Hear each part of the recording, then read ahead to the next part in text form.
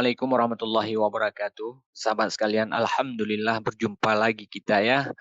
Pada kesempatan ini kita ingin sedikit membahas tentang Palestina yang terus menjadi isu internasional dan semua pihak berargumen sesuai dengan sisi sebelah mana mereka berpihak. Tidak masalah bagi kita sebenarnya selama argumen-argumen tersebut bisa dipertanggungjawabkan dan benar sesuai dengan fakta dan realita yang terus berkembang terkait isu ini. Dalam pada ini saya ingin mereaksi sebuah konten Bu Monik. Kali ini masih seputar wawancara beliau dengan Profesor Mordechai Kedar. Kalau di reaksi saya sebelum ini, mereka membahas tentang Islam di Indonesia dalam perspektif hubungannya dengan Israel. Kali ini mereka berdua mengangkut isu Palestina dan kaitannya pula dengan Israel. Mari kita simak dulu video mereka berikut ini, dan kalau ada yang keliru, langsung kita bantah satu persatu, tentunya dengan menggunakan argumen-argumen yang bisa kita pertanggungjawabkan. Dan kalau memang ada argumen mereka yang benar, mari kita pula benarkan. Kita harus fair dalam hal ini, saya pikir. And then the main issue is about they think Israeli occupy this land because of the misinformation. Definitely. But yeah, can you tell? Di sini saya betul-betul bertanya-tanya, sahabat sekalian. Kenapa pertanyaan Bu Monik ini masih menganggap bangsa Indonesia masih mengalami misinformasi terhadap isu penjajahan yang dilakukan oleh Israel? Saya benar-benar curiga dengan orang yang satu ini. Siapa dia sebenarnya? Dan apa visi dan misi dia dalam isu ini sebenarnya? Karena saban waktu dia selalu membela penjajahan Israel dan berseberangan dengan sikap negara Indonesia yang sangat tegas terhadap isu penjajahan ini. Bukankah membangun sikap yang bertolak belakang dengan konstitusi negara kita itu adalah sebuah sikap pembangkangan terhadap negara? Saya betul-betul tidak habis pikir dengan orang-orang yang seperti ini. Karena di satu sisi mereka adalah warga negara, tetapi di sisi yang lain dia membangun sebuah opini yang bertentangan. Itu sikap Bu Monik dalam isu ini. Sekarang mari kita dengarkan jawaban dari Profesor Mordechai berikut ini. Look, the occupation issue is very unclear. First of all, the whole land from the Jordan River to the sea was given to the Jewish people by the League of Nations already in April 1920 in the San Remo Convention. Yeah. So according to the international law which started in that phase, definitely the whole country, between the river, the Jordan River and the Mediterranean Sea belongs to the Jewish people. This is the first. Profesor ini dengan jujur mengatakan bahwa pendirian negara Israel adalah dimulai sejak konferensi negara-negara Arab pada tahun 1920.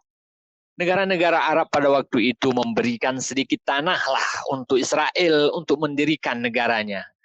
Ya, mungkin itu disebabkan oleh banyak faktor ketika itu, sahabat. Bisa jadi karena tekanan politik, atau memang karena kasihan melihat orang-orang Yahudi pada waktu itu dipersekusi di Eropa dan dikejar di mana-mana. Karena sejarah membuktikan bahwa Islam dan Arab sebelumnya tidak punya persoalan dengan kaum Yahudi. Bahkan mereka bisa hidup berdampingan dalam waktu yang cukup lama. Ketika Yahudi ini ditindas oleh bangsa-bangsa lain, kaum muslimin selalu melindungi mereka. Tetapi mereka seolah-olah lupa dengan fakta sejarah ini. Ya, itulah tingkatan kejujuran mereka dalam hal ini, sahabat. Jadi memang negara ini didirikan atas pemberian orang ya, sahabat. Bukan saya yang mengatakan loh, tapi profesor ini sendiri yang mengatakannya. Kemudian juga tidak terlepas dengan pengaruh Inggris yang sebelumnya menjajah wilayah Palestina ini. Dan juga turut menginisiasi pembentukan negara Israel di atas tanah Palestina. Kemudian setelah itu juga ada beberapa resolusi PBB juga terkait ini. Terakhir, pada tahun 1960 ada perjanjian Oslo, juga berkaitan dengan masalah ini.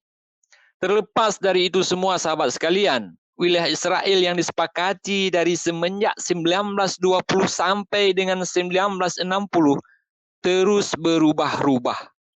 Walau dalam beberapa kasus wilayah tersebut berubah dengan kesepakatan yang menurut saya juga merugikan satu pihak dan selalu menguntungkan pihak Israel. Tapi ya lebih mengerikannya lagi adalah saban waktu mereka terus mencaplok tanah-tanah warga Palestina secara ilegal, membangun pemukiman baru bagi kaum Yahudi. Ini bisa kita lihat dengan sangat jelas pada peta Palestina Israel yang terus berubah dari masa ke masa. Kita lihat wilayah Israel terus mengembang dan meluas. Sebaliknya, wilayah Palestina terus menyusut dan mengecil. Hal di luar nalar kalau kita mengatakan ini bukan sebuah penjajahan. Terus masalah seperti ini harus kita sebut dengan apa istilahnya? Apa sebenarnya istilah yang tepat untuk ini? Pencuriankah? Perampasankah? Bukankah istilah-istilah seperti itu lebih kriminal dari istilah penjajahan itu sendiri? Menurut saya memang lebih dari sekedar penjajahan. Apalagi tindakan mereka memperluas wilayah mereka saban waktu diikuti dengan tindakan-tindakan kekerasan terhadap warga Palestina. Mereka diusir, dibunuh, dilecehkan, hak-hak mereka dirampas. Hal ini Anda bisa tonton dari berbagai media. Saya tidak mengarang-arangnya. Hanya orang-orang idiot yang tidak memperoleh informasi tentang ini. Setelah PBB memasukkan negara Israel ini ke dalam daftar hitam dan pengadilan internasional memvonis mereka melakukan kejahatan perang dan melakukan genosida terhadap Israel. Second thing, they call occupation to the whole area. Even Tel Aviv is occupation. So, this is occupation of since 1948, and another occupation, what they call West Bank in Gaza, since 1967. What is the difference? This is an occupation. This is an occupation. Kalau sekarang saya menyebutnya memang penjajahan untuk seluruh kawasan, bahkan termasuk Tel Aviv. Kenapa? Walaupun sebelumnya mungkin Tel Aviv adalah wilayah yang diserahkan mungkin oleh negara-negara Arab kepada Israel untuk menjadi cikal bakal negara ini. Namun Tel Aviv hari ini dijadikan pusat pemerintahan untuk melakukan penjajahan di seluruh wilayah Palestina. Jadi menurut saya, Tel Aviv sendiri pun hari ini sangat sah kalau disebut sebagai wilayah yang digunakan penjajah untuk menjajah. Dan sejatinya negara-negara Arab menarik kembali semua perjanjian mereka dengan negara Israel ini. Karena Israel telah melanggar perjanjian-perjanjian dengan mereka. Bagaimana menurut Anda? Silakan tulis di kolom komentar. Because they view the whole land as belongs to Islam, because it once belonged to Islam, and according to the Islamic Sharia, a land has only one-way ticket to enter Islam, not to get out. So, pada titik ini saya menganggap profesor ini adalah seorang tukang fitnah. Karena apa? Dia sudah mulai menyerang Islam yang mungkin dulu kakek neneknya selamat karena kaum muslimin melindungi mereka. Sejak kapan one-way ticket? Sejak kapan ketika Islam menguasai wilayah tersebut, umat Yahudi disingkirkan dari sana? Mereka dilindungi loh, Profesor. Jangan jahat sekali lah Anda, seperti nenek moyang Anda yang membunuh para nabi dan membangkang terhadap perintah Tuhan. Jahat betul Anda, Profesor. Tidak tahu berterima kasih dan berbalas budi. Air susu Anda balas air tuba. Malah Anda memfitnah entitas yang selama ini melindungi kaum Anda. Sahabat, videonya saya cut sampai di sini ya. Karena sampai di sini sang profesor ini sudah mulai memutarbalikkan fakta dan membuat hati kita cukup sakit.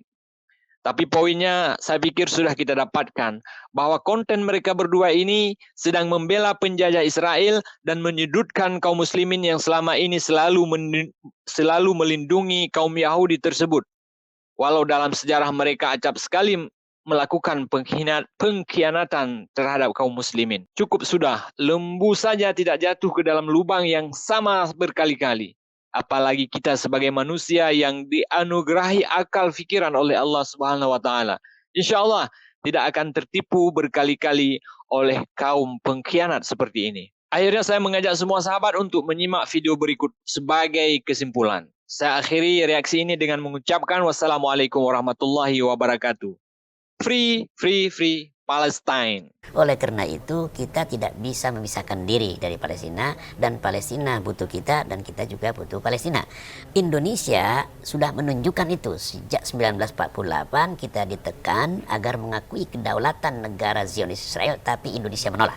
Mengapa? Karena Indonesia beranggapan Israel itu masih negara penjajah, masih belum mengakui kedaulatan negara Palestina. Itu salah satu bentuk dukungan yang tidak ternilai harganya. Sementara negara-negara yang lain mulai berjatuhan. Dan begitu banyak upaya dari pihak manapun, bahkan Israel telah menggunakan pihak ketiga agar Indonesia membuka hubungan diplomatik dengan Israel, kita mengatakan no.